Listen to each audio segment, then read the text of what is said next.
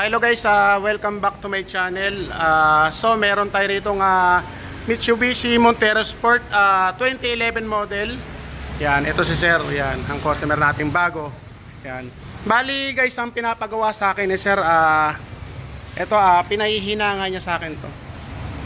Itong fusible link. Yan. So ang sabi ko sa may-ari, medyo delikado kasi yan.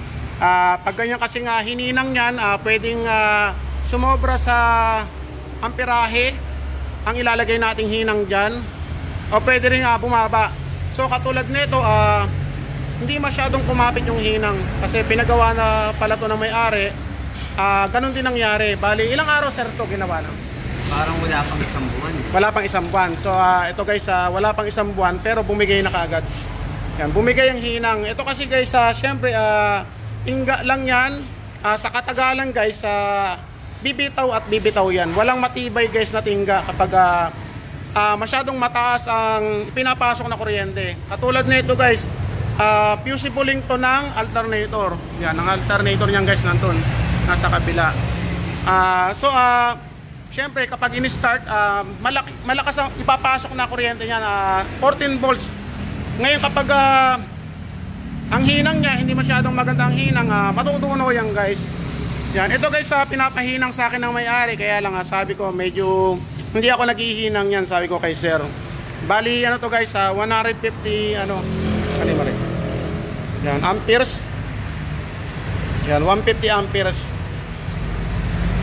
Ilan rekta mo? 150 ba, 130? 130. 130. Bali 130 pala to Sir, 130 amperes. So hindi tayo pwedeng magtaas ng mas mataas amperahe yan. Kaya ito guys, ituturo ko sa inyo kung paano yan gawin. Pero syempre, testing muna natin. Sir, paki-start nga sir. Kunin mo yung voltmeter. Kaya yung pangsungkit kanina. Sa test light. Yan, ito guys, dumating si sir dito, hindi na kumakarga yung alternator. Kung sa iba yan guys, syempre, ibababa na kaagad yung alternator niyan. Yan. Ito guys, bali hindi siya kumakarga. Yan, hindi na siya umaabot ng 13. Yan. Hawakan mo ito, Ryan. Yan, ito guys, papakita ko sa inyo.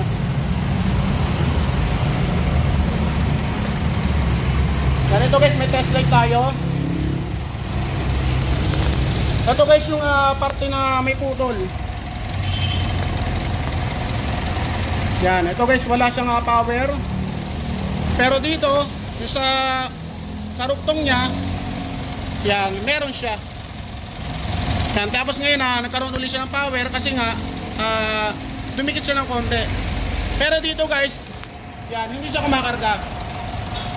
Ngayon ito guys, papakita ko sa inyo, putol-putol siya. Ibig sabihin supply lang yan na pumapasok, konting-konti lang. Ngayon ididikit natin to. Yan, magpipermis ang ilaw niyan. Yan. Tapos yun guys, kumakarga. Sir, pakirevolution mga konti. Tingnan natin kung overcharge. Yan. Sige sir. Sige. Yan. Sige sir, pakipatay na. Yan, tingnan nyo guys. Yan. Pumalo siya ng 14. Yan. Bali, ang gagawin ko rito guys, papalitan natin ng fusible link. Bali ito, kasi ito kung bibilin mo to sa kasa, kung bibilin na may-ari to, napakamahal niyan guys. Isang set yan, kasama yan, lahat. Yan, lahat yan, pati nasa baba na yan. So ito lang naman ang problema. Ngayon gagawa natin ang paraan niya para hindi na bumili si sir neto. Sir, nagtanong ka na sa kasa neto? Hindi pa, pero sir, sigurado yan sir, mahal yan. Yan, bali ito guys yung may-ari. Sir, baka may babatiin ka, shoutout ka. Wala po, hello po. Yan, guys, ito. Bali ito yung ginawa ko na para hindi na magtagal ang video natin. Ito guys ang ginawa ko. Bali 120 amperes. Di bali bumaba na lang tayo ng konti. Yan. Wag lang tayong tataas. Yan. Tapos ito guys, meron naman tayong 100 amperes. Pero hindi ko ikakabit yan. Kailangan kasi 130 yung stock niya. Ngayon maglalagay lang tayo guys ng 120. Kasi hindi natin alam kung ano talaga naging problema yan, kung bakit pumutok ang fuse niyan. Pero pag ganyan guys, minsan kaya pumuputok to kapag pasira na ang battery. Kapag in-start, yung buwelo ng power niya guys, sobrang lakas. Isang doon yan pumuputok. Yan. Kahit ko rin may ano natin, nasa lagay kay mga views. Ito guys, marami ako nito. Hindi lang to ngayon binili. Baka sabihin kasi ng mga basher ko, sir, ngayon lang binili. Marami tayong stock niyan guys. Ito, papakita ko sa inyo. Yan o. Papakita ko sa mga basher ko yan. Marami ako niyan. Yan, kaya automatic guys, may pyesa na kagad tayo. Yan. Bali, ganito lang yan guys. 29, 12 at saka this. Ito guys, dito nyo ilalagay yung isa. Kung magdi-DIY kayo. Yan, yung isa dito. Yan, sa battery mismo yan. Galing ng battery. Tapos ito naman yung isa dito. Ngayon syempre, dumaan na siya sa fuse. Yan, dumaan na siya. Yan, yung 12 muna. Tanggalin mo nga ito, Ryan. Baka mag-spark. Cheese. Bali ito guys, pagkagawa kayo ng ganito, alisin nyo muna ito guys, yung negative terminal. Yan, alisin mo yan, Ryan, para sa safe lang. Yan, sir, tingnan natin kasi reset muna natin kasi ito kasi guys, naka-check in na. Yan, ito guys, tanggalin yung negative terminal. Ngayon, pwede na tayong magluwag na ito. Hawa ka marami. Medyo matigas lang guys. Yan. Kahit masakit, wag kang umaray kasi maririnig sa video. No sir. Ganito guys, yung mas mahaba, yan ang ilalagay rito. Yan. Ito yan guys. Siyempre, kailangan nating sikipan. Okay. Tapos itong mas maiksik, syempre dito yan. Kasi medyo palapit na siya rito sa mga linya. Kapag ano, huwag ka magpahalatang nasaktan ka kasi maririnig sa video yung aaray ka eh. Sir. Yan. Kunyari hindi ka nasaktan.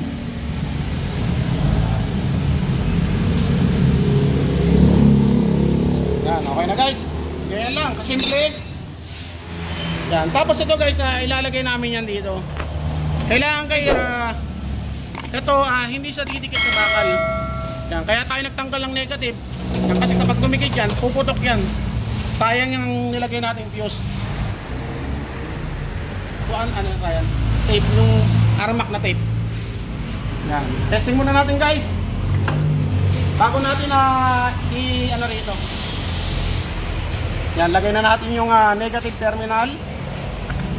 Yan. Ito guys, nagtanggal na kami ng battery. Ibig sabihin na na-reset na yan. Na-reset na yung ano natin, computer box. Yan. Ngayon, nalalagyan na natin uli ng voltmeter. Yung ganito naman guys, pwede naman yan na pansamantala lang, pero hindi yan pwede nga pang samantagalan. Sir, sana mamatay na yung check engine kasi nireset na natin. Dito tayo sir. Tingnan natin sir kung uusok. What?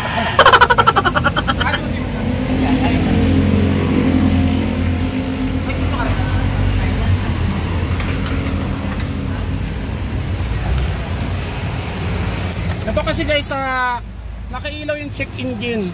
Yan, so syempre wala tayong alam dyan sa mga check engine na yan. Ang ginagawa natin, nire-reset lang natin yan. Yan, sana mamatay na kasi nagtanggal na tayo ng battery. Meron pa rin sir. Yan, ipapaano mo na yan sir, papa-erase mo na yan. Yan ito guys, gagawin na sir, papa-erase nya na yan. Yan, medyo nagka-problema sir sa ano yan. Yan, doon na rin, tinan natin kung makakaya. Kailangan pa rin. Papa-erase nyo sir. Wala tayo idea dyan sir. Hindi tayo marunong sa ganyan eh. Erase na okay na yun. Okay na po yan sir. Lahat yun may erase no? Yan ito guys, kumakarga na maayos. Sir, paki-revolution ulit.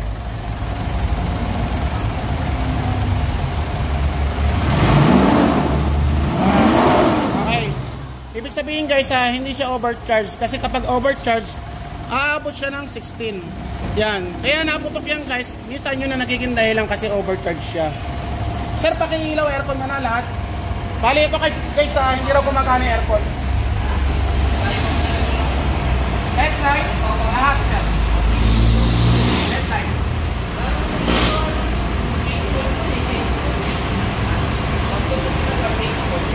Headlight sir. Ayan. Yan.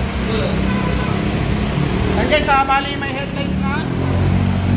Yan, 14 volts sir. Sir ito. Kaya pakibuksan mo, ano mo muna yun. Yan, 14 volts. Yan, napakaganda kumarga. Yan. Sige sir, pakapatay na. At sir, patay. Bali may aircon na sir.